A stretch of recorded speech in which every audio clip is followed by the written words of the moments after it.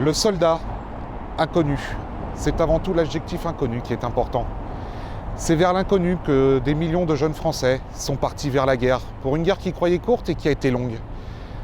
Inconnu car ce sont des Français qui venaient des quatre coins de la France, du Berry, de la Corrèze, du Périgord, de la Bretagne, du Nord ou encore du Sud, ou encore les troupes venues de l'Empire qui se sont tous retrouvés dans les tranchées. L'inconnu car on ne savait pas quand est-ce que cette guerre allait finir, cette guerre qui a duré. Ou encore l'inconnu car l'après-guerre, ce monde issu du traité de Versailles, on ne le connaissait pas.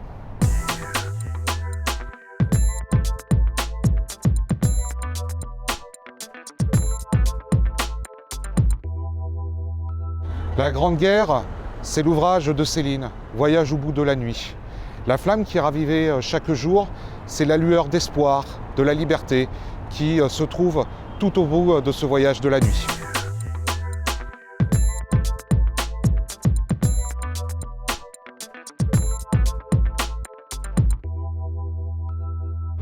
Les mots de Jean-Paul Sartre, tout un homme fait de tous les hommes, qui les vaut tous et qui vaut n'importe qui.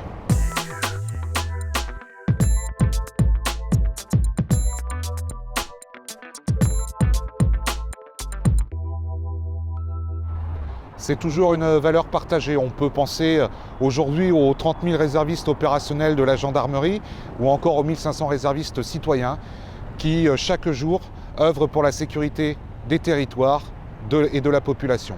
Et bien sûr, la protection de la nation.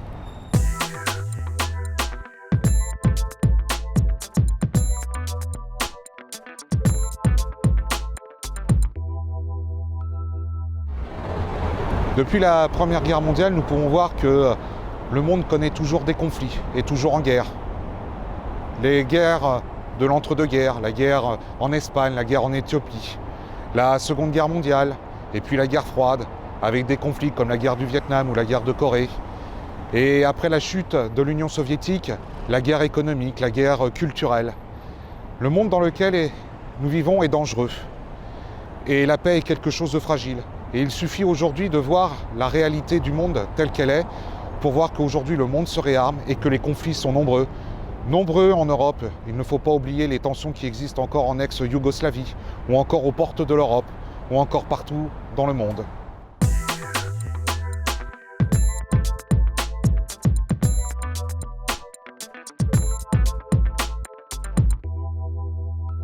Trois mots pour le soldat inconnu et les millions de soldats français qui sont décédés.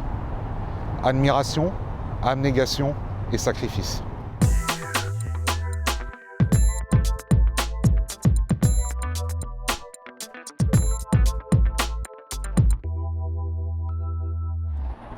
Le soldat inconnu, ainsi que la cérémonie du ravivage de la flamme, rend bien sûr hommage à toutes ces femmes qui ont mené leur combat, leur mobilisation, pendant que leurs maris combattaient au front, et elles, à l'arrière.